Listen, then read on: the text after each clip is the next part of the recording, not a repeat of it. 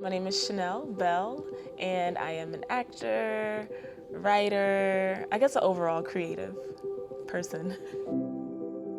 I was really inspired by the first play that I ever saw. First play I ever saw, I was in the second grade, and I saw a play that was written, directed, and produced by like all kids. I remember I was so impacted emotionally.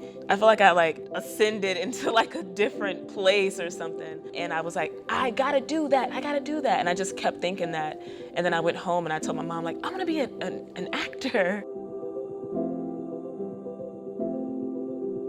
Currently, I'm in She the People at Second City. It is a sketch comedy show about feminism. It's a cast of 5 women, and we just do all sorts of female-centric, political, social sketches. Never once have I felt like, ooh, I'm ready for this show to close. It's never felt taxing. It's never felt like anything but thrilling and challenging and exciting. It is the epitome of play, and that's what theater and acting is supposed to be about. We're supposed to be playing. So I think She the People allows me to play every single night.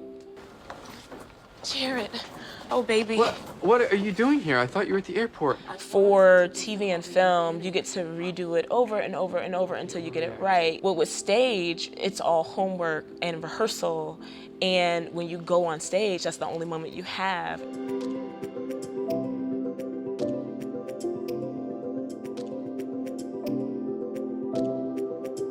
My favorite part of working at Second City would be just working with my ensemble. These women are just amazing, they're talented, they've been around for years and they know what they're doing, and I'm just learning every single time I step on stage with them, and I feel like my career is much better for it. What the fuck?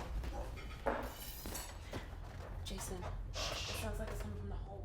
I find inspiration and motivation for the characters that I portray in so many different ways. It just all really depends. When I did Crumbs from the Table of Joy at Raven Theater, that play was set in the 1960s. So I had to do like a lot of research to make sure that I was acting within the time period and like honoring that world. And doing that research inspired me in and of itself because it was so many different rules that Black Americans had to be under in that particular time frame.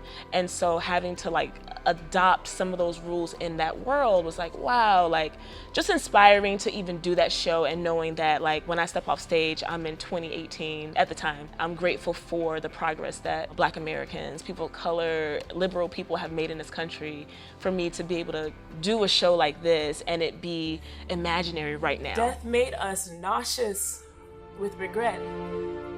It clipped Daddy's tongue and put his temper to rest. It made folks shuffle and bow their heads, but it wouldn't leave us be. Acting has taken me all over the world. It's allowed me to travel. Acting has forced me to deal with my own self, with my own ideas, my own worldview of things. Acting has made me smarter. It's caused me to like research issues that I didn't know, because I don't want to talk about stuff that I don't know about. I don't want to portray people that I don't know about. So acting has just really made me be about my stuff, you know, and be accountable. I think that artists should be accountable to the community they represent and that their art should be. And so acting has made me really have to live by the things that I actually deeply believe. To be a humanitarian right now in my life, I think is one of my badges of honor. In Uganda, I was a teacher of a primary school, and I was allowed to teach whatever I wanted because it was really like an elective class what I was going in to teach.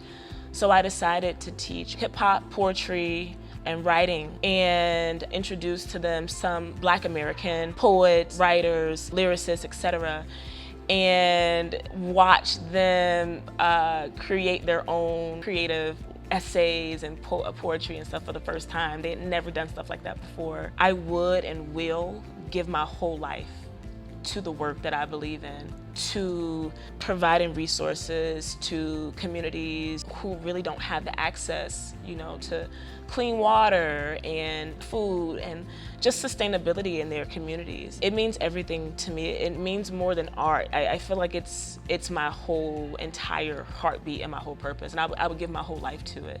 One of my future aspirations right now is to start a nonprofit organization, particularly for Liberty Prep Academy. Just taking it, instead of it being like an individual fundraiser that's financed by friends and family, into a more sanctioned nonprofit organization that's like recognized by the government, so that we can have access to more resources to continue to meet needs both locally and abroad.